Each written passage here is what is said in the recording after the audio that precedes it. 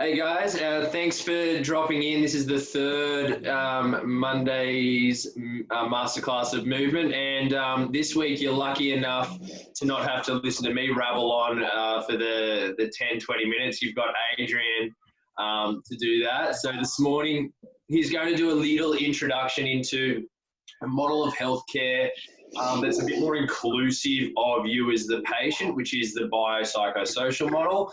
And then he's going to drill down on the psychological aspects of performance, recovery from injury, recovery from pain, and these kinds of things. So we're going to deviate a little bit from where we were in the last 2 weeks, still with pain present, but more now to do with our beliefs and our driving, influencing factors.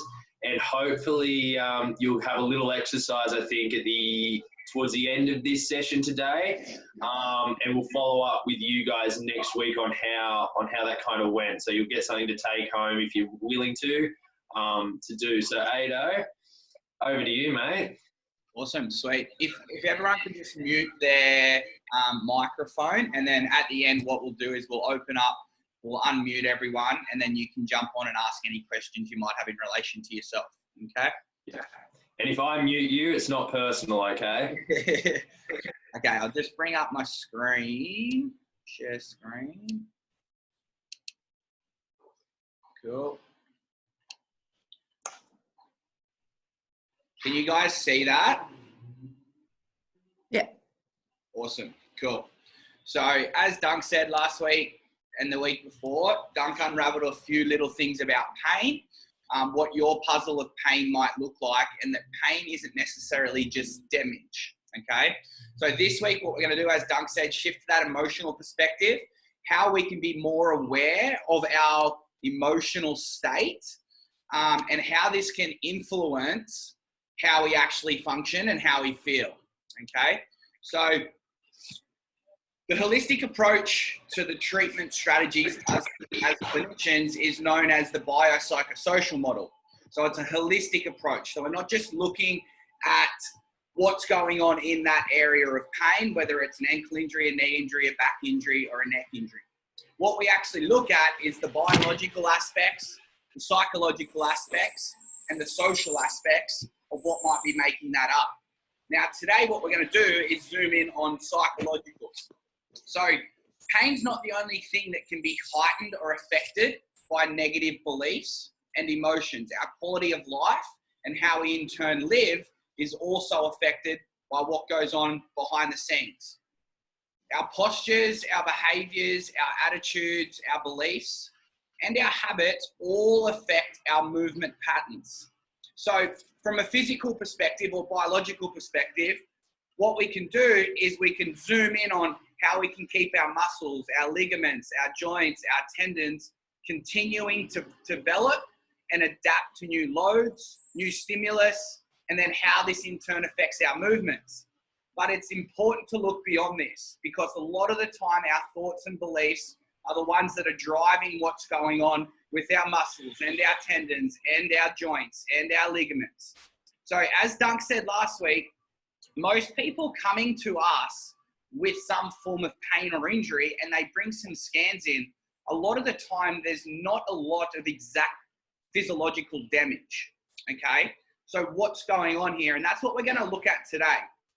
Pain, as we've already covered, is a protective mechanism that shouldn't be zoomed in on what is happening, but why is this happening, okay? So a percentage of this comes down to the way we think about it. How we react to it is also very important. And then why we believe these constant thoughts or patterns are reoccurring, okay? So can we change our behavior patterns? Exactly, we can. It's exactly the same as our movement patterns. The more we work on them, the more we repeat them, the more they'll change as well. So put your hand up if over the last week or 2 weeks, you've gone through some ebbs and flows with not only pain or injury or something that's reoccurring. Yep, cool. And then have a think about how you've dealt with it.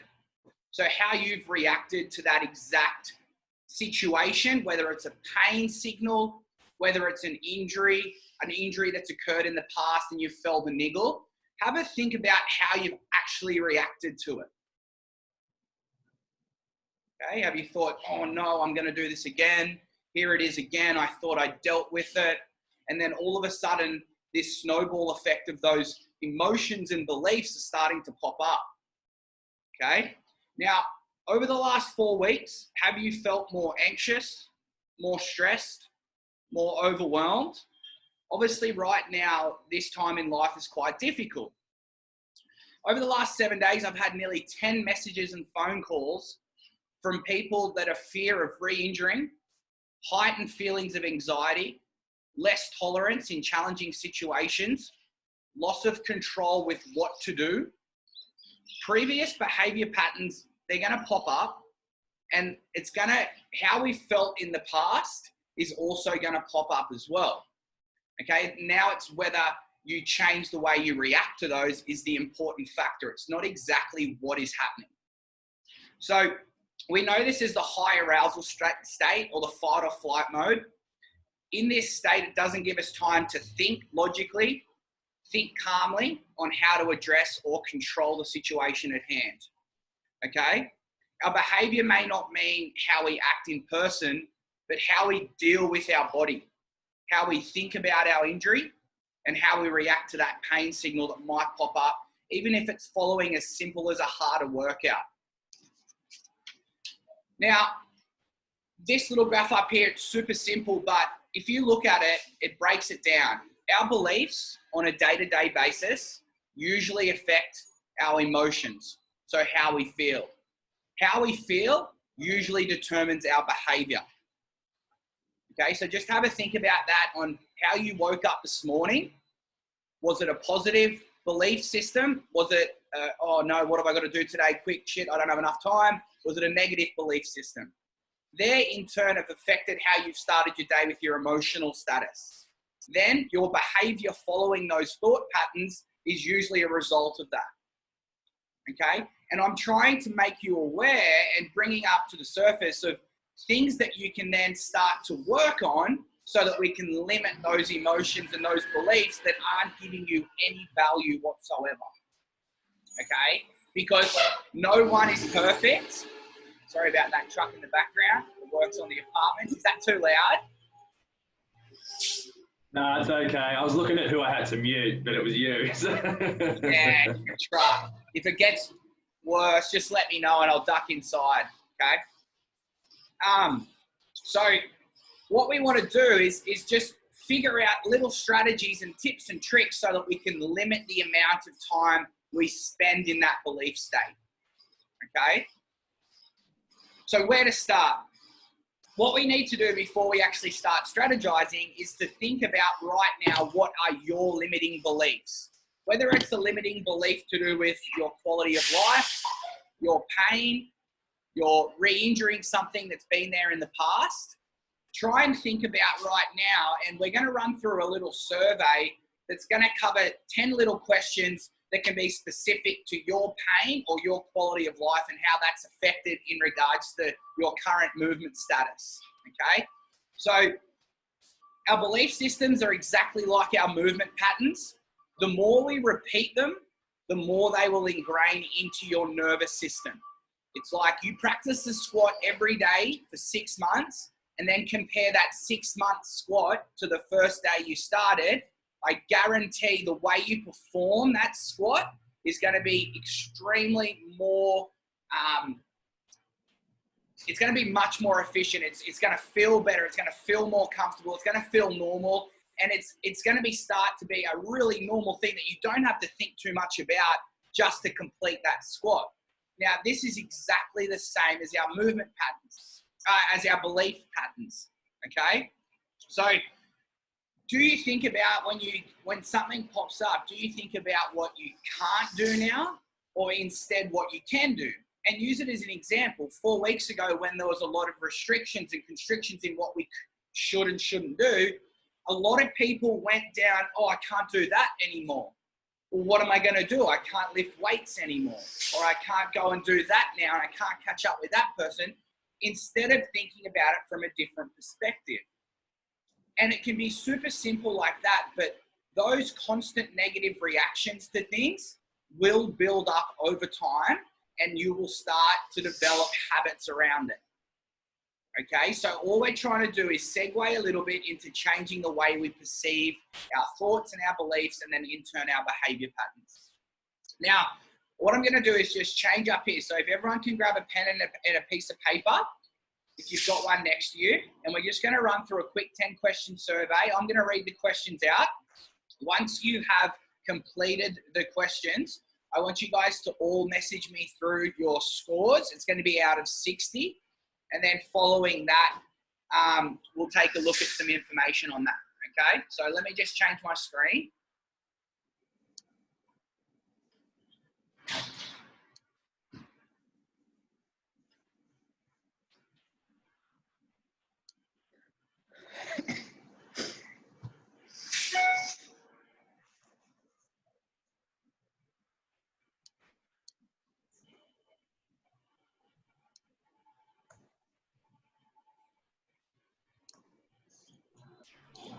Just while Ada's fixing that up, if you guys don't have a notepad, you can just use your phone, obviously, and especially if you're going to text us through your details as well. Here we go.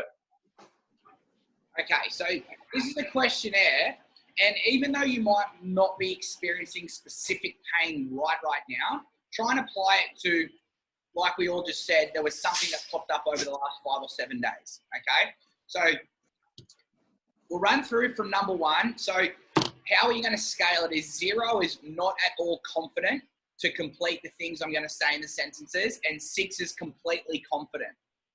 Okay, so you'll score yourself between 0 and 6.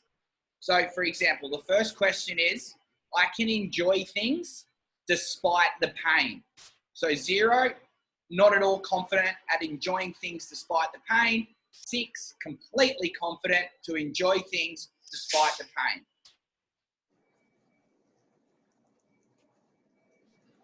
Just wave your hand if I'm too fast as well. I'll just give you guys about 20 seconds per question, okay? I can do most of the household chores, so tidying up, washing dishes, despite the pain.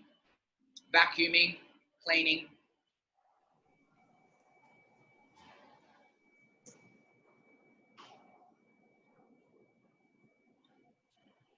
I can socialize with my friends or family members as often as I used to, despite the pain.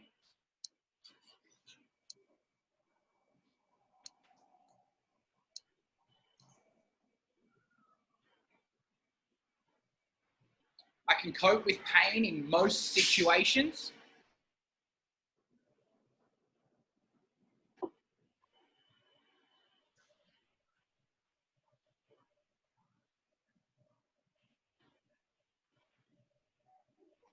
I can do some form of work despite the pain.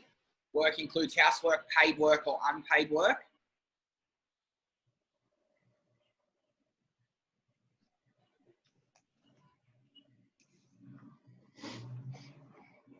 I can cope with, I can still do many of the things I enjoy doing, such as hobbies, leisure activities, despite pain.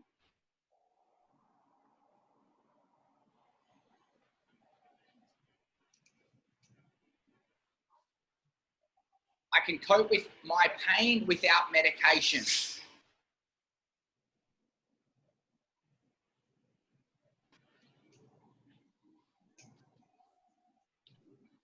Free to go. I can still accomplish most of my goals in life despite the pain.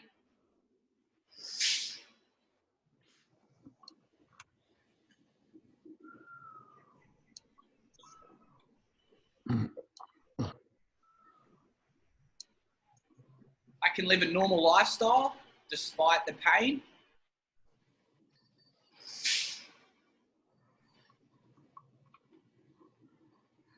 And don't forget, your pain doesn't necessarily have to mean damage. It can be any form of pain. I can gradually become more active despite the pain.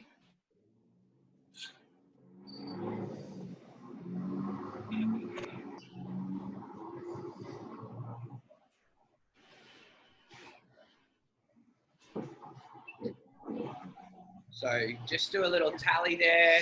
You're more than welcome to send those scores through to me privately or Dunk privately, or you can send them in the forum and I can then record them down. The best thing is I'm going to now give you some strategies to work on these, and then hopefully in 6 days' time when we reassess, we can see if any scores have changed amongst all of you. Okay, so I'm going to stop sharing that screen and go back to the PowerPoint.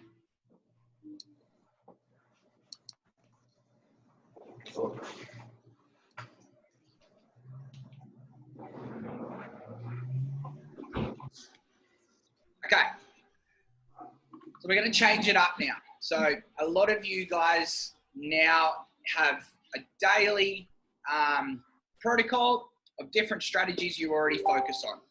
Now, I'm going to get a show of hands who could commit to 5 to 10 minutes every morning doing a couple of these key strategies that I'm going to give you now. Just raise your hand for me. So if you put your hand up, you've committed to 5 to 10 minutes every morning to complete the strategies I'm just about to give you. Cool. So that in 6 days' time, we can reassess.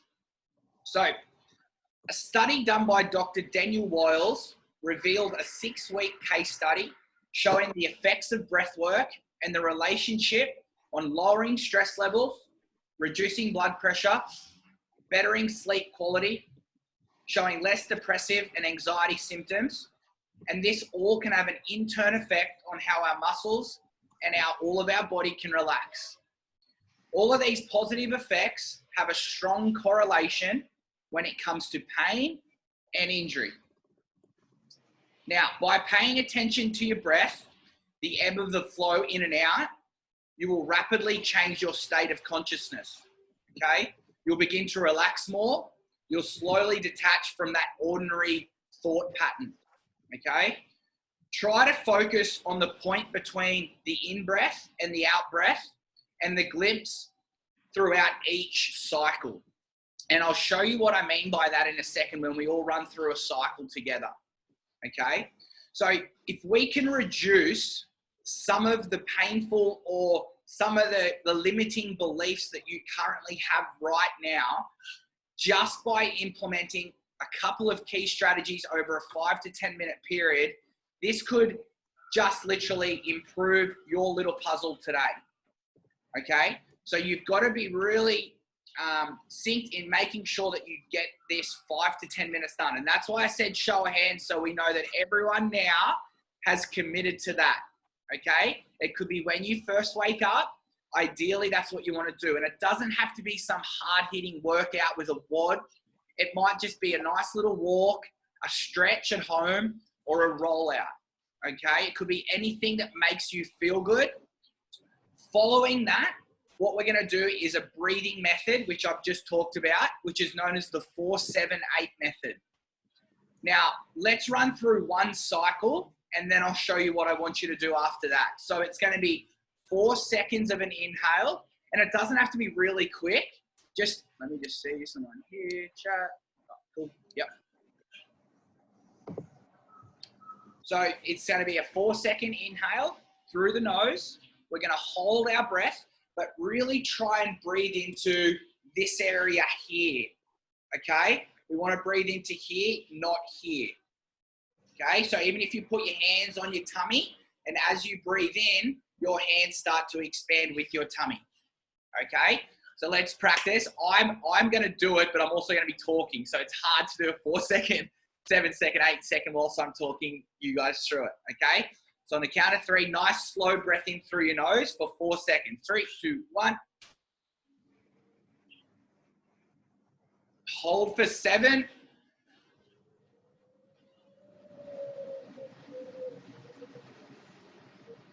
And then purse your lips and slowly exhale through your lips for 8.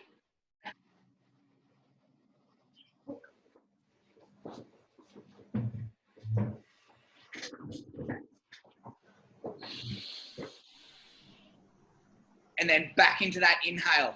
So try it again one more time now that you know. So inhale for 4 through the nose, hold in the belly for 7, and slowly exhale for 8.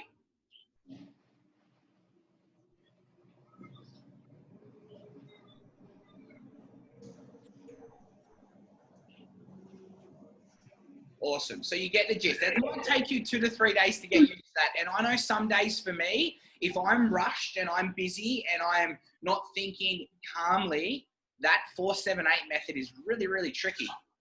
Okay, so that's also a way to notice if you are going up, up, up, up, up, instead of just being comfortable, being calm, being relaxed, and that will do that for you. So it's 4 cycles of that breath, which will take you roughly 2 minutes. And then following that, you've got to think about 3 positive things that empower you. So now we're tapping into our belief system. Now we're tapping into our thought patterns and our emotions. So 3 things that make you feel good. My body is strong. No matter whether you believe it right now, write them down anyway. The power of writing it, there's studies being done that it's like a 70% more success, like chance of achieving something by writing it down instead of just thinking it all the time. So think about 3 positive things. My body is strong. I'm relaxed. I'm in control. And then you must write these down. Okay, so guys, that wraps us up for today's little challenge. Now, you've all committed to that 6 days. In 1 week's time, next Monday at the start, we're going to run over all that questionnaire one more time and see if any of your scores have changed. Okay,